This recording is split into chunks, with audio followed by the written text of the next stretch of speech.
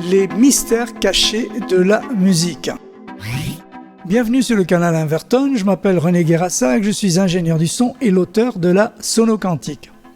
Nous allons justement parler des mystères qui se cachent derrière la musique que nous entendons tous les jours. Alors quelle qu'elle soit, on connaît les effets de la musique. On chante avec la musique, on danse avec la musique, on joue de la musique. On est triste ou heureux avec la musique, on s'éclate avec la musique. La musique est présente quasiment à chaque instant de nos vies. La musique, selon ses fréquences, ne provoque pas toujours les émotions escomptées, comme la joie ou d'autres sentiments. Pire encore, elle peut causer des dégâts plus importants qu'on ne le pense, même si elle semble anodine. Y aurait-il donc un problème de fréquence musicale ? Que se passe-t-il ou que s'est-il passé ? Vous allez comprendre pourquoi ce n'est pas compliqué. Suivez-moi bien. Après la guerre, il a été décidé que tous les instruments soient accordés sur la note La à 440 Hz.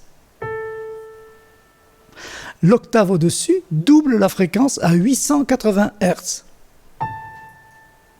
Tandis que l'octave en dessous la divise par 2 à 220 Hz.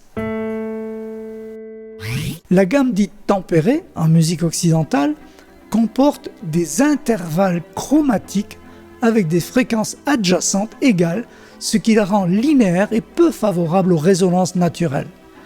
Pas de problème si vous ne connaissez pas ces termes, l'essentiel est que cette musique créée par l'homme n'a aucun lien avec les sons de la nature ni avec les vibrations des cellules humaines, comme le montrent les études invertoniques que nous avons réalisées. Vous réalisez que tout ce que nous écoutons dans la musique enregistrée est incohérent par rapport aux vibrations humaines. Que se passe-t-il alors ? Depuis les années 50, des musiques dites modernes provoquent un stress et un inconfort inconscient, polluant nos oreilles, nos cerveaux et ADN, car leurs vibrations sont incompatibles tout simplement avec notre organisme.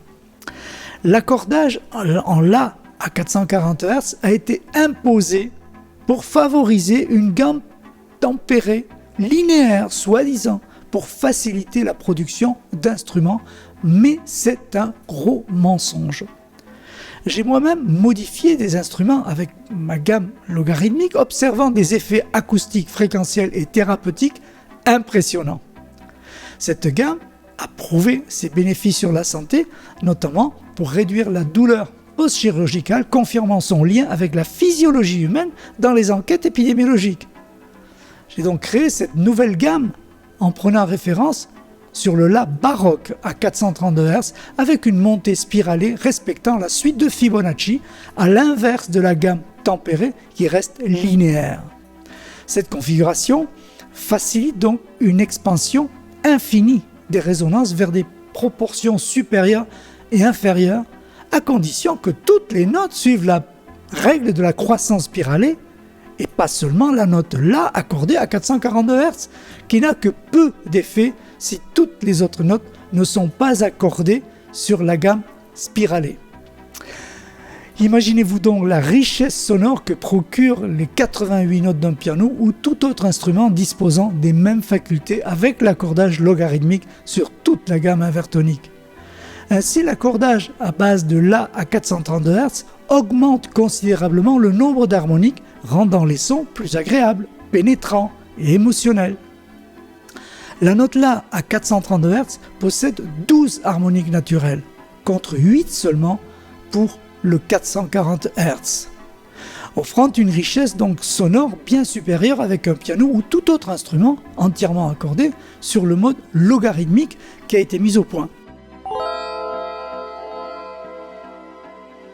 Ce qui m'a le plus impressionné malgré tout, c'est que quelle que soit la mélodie, elle sonne parfaitement juste avec l'accompagnement, même si les accords sont différents.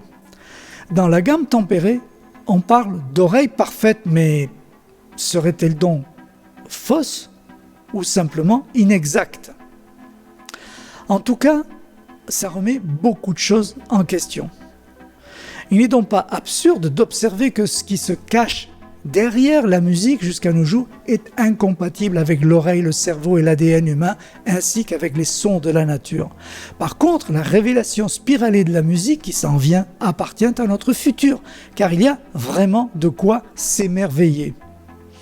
Cette réflexion suggère que la musique conventionnelle, telle qu'elle nous a été présentée, est en quelque sorte en décalage avec notre véritable sensibilité naturelle, car elle ne correspond pas aux vibrations et aux sons qui ont évolué avec la nature et notre ADN.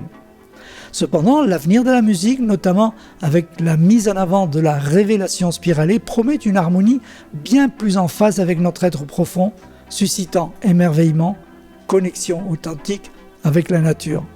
Cela ouvre la voie à une expérience musicale beaucoup plus authentique, alignée avec notre biologie et notre évolution.